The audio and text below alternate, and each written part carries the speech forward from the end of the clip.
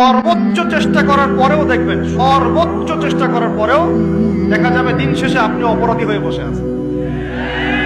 আর আমি একটা লেকচারে বলেছি না, পুরুষ মানুষ বোকা। পুরুষ মানুষ কেন বোকা? কারণ সে সবাইকে খুশি করতে চায়।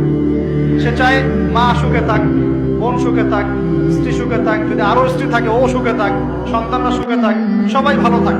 এবং তাদের ভালোর জন্য তারা কত কষ্ট করে, দিন রাত ডিউটি করে, অফিসে যায় আসে, জ্যাম ফেস করে, মানসিক প্রেশার নেয়, শারীরিক প্রেশার নেয়, তাই না?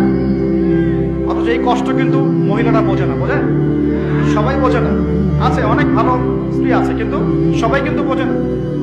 মনে করে যে পুরুষ মানুষ মনে হয় ভোগবাদী, খালি মেয়েদেরকে ভোগ করতে চায়। অথচ অথচ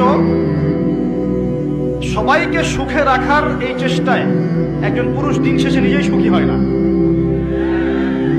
বহু পুরুষ শেষ বয়সে গিয়ে একাকিত্বে ভোগে, একা হয়ে যায়।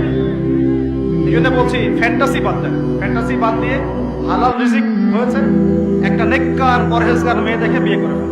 ব্যাস, তাকে নিয়ে দুনিয়ার ছোট্ট জীবনটা কাটিয়ে দেন, আর জান্নাতে তো হুট করে অপেক্ষা করছে।